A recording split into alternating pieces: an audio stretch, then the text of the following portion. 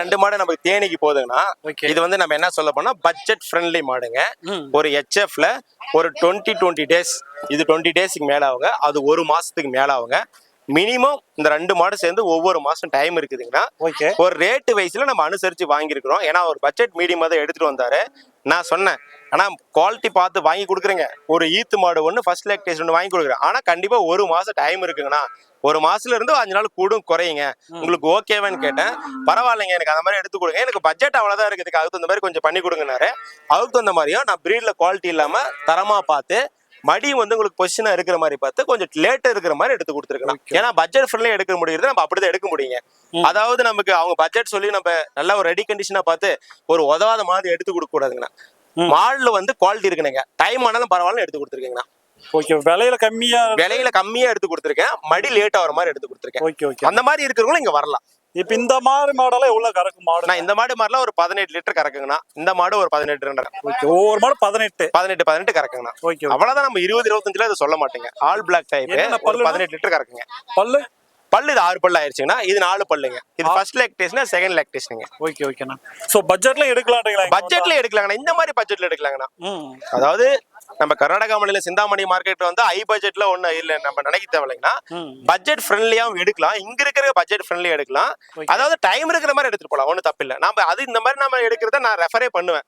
ஏன்னா உங்களுக்கு அங்க ஒரு மாசம் போயிட்டு நல்லா அடாப்ட் ஆயிருங்குதுங்க. உங்களுக்கு வந்து நம்ம கண்ணு போடக்குள்ள தெளிவா பாத்துக்கலாம். உங்களுக்கு அந்த ஒரு மாசம் போய் உங்க ஏரியா மாடாவது, அதாவது ஒரு குவாரண்டைன் பீரியட்னு சொல்லுவாங்க. அதாவது மாட்டுக்கு ஒரு குவாரண்டைன் பீரியட்னா ஒரு 21 டேஸ்ங்க.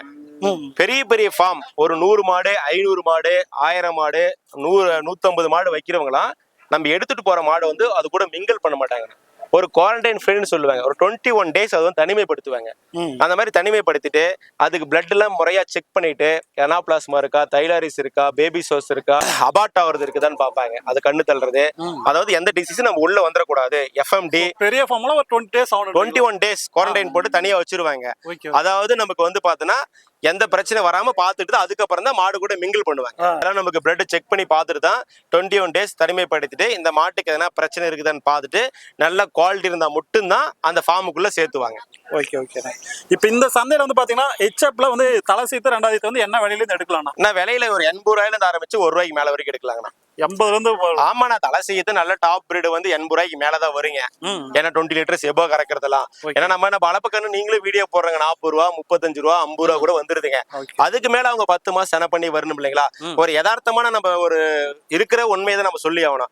நான் 70 எடுத்து கொடுப்பேன், 60 எடுத்து கொடுப்பேன்றதுல அதுல சாத்தியக்கூறியே இல்லைங்க. ஒரு HF மாடு தலைசங்கடியாரு ஒரு 20 லிட்டருக்கு நம்ம மில்க் எடுத்து கொடுக்கறது கண்டிப்பா 80 ரூபாய்க்கு மேலதான் வருங்க. டாப் பிரீடு கிராஸ் டைப் நான் சொல்ல வரலைங்க.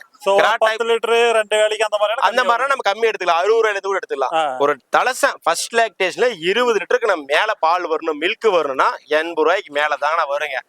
எதனால நான் சொல்றேன்னா 20 லிட்டர் கறக்கிறது தலைசங்கடி ஏறி டாப் பிரீடா மட்டும்தான் கறக்கும்.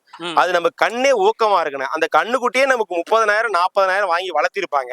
அது 10 மாசம் சென பிடிச்சி அவங்களும் ஒரு பராமரிச்சு அதுக்கு முறையா ஃபுட்டு கொடுத்து அது நல்லா மெயின்டைன் பண்ணி அவங்களும் விற்கணுங்க. அவங்களுக்கு ஒரு மெயின்டைன் செலவு இருக்குதுங்க. அதெல்லாம் பார்த்து வந்தோம்னா 80 ரூபாய்க்கு மேலதான் வருங்கண்ணா. ஏன்னா ஒரு விவசாயி கிட்ட இருந்து ஒரு விவசாயி கிட்ட நம்ம வாங்கி கொடுக்கணும். தரமட்டை விலைக்கு நம்ம விவசாயி கிட்ட வாங்க முடியாது. ஒரு விவசாயி கிட்ட நம்ம அதிகமான விலைக்கு எடுத்து கொடுக்க முடியாது. ஒரு நியாயமான விலை இருக்கு. இப்ப வாங்க போற ஒரு விவசாயி அவரும் நம்ம நினைப்பாரு கம்மியா வேணும்னு நினைப்பாரு. அவரு கொடுக்கற ஒரு விவசாயி எதை வச்சு நம்ம கம்மி பண்ண வாங்க முடியும்? அவருக்கு ஒரு செலவு இருக்குது இல்லைங்களா? அதாவது நம்ம வாங்குறத மட்டும் நம்ம வீடியோஸ் வந்து கடுபடி 30,000-40,000 இருக்கு. ஏன்னா நம்ம இருக்கிறதே லைவா கரெக்டா இருக்கிறத ஒண்ணுபடி சொல்லுவோம். இந்த மாதிரி நம்ம வாங்க கம்மியா எடுத்து கொடுப்போம், வாங்க கம்மியா எடுத்து கொடுப்போம்னா எதை வச்சு கம்மியா எடுத்து கொடுக்க முடியும்? பிரீடுக்கு தகுந்த காசு கண்டிப்பா இருக்கும்.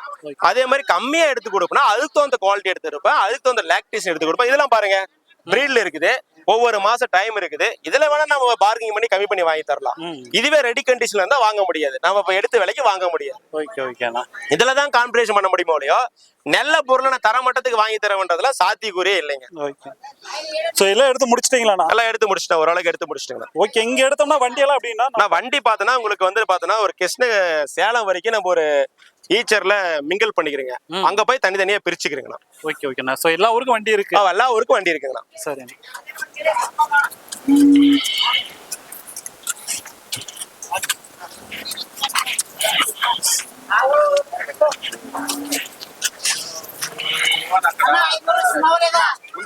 రూపాయలు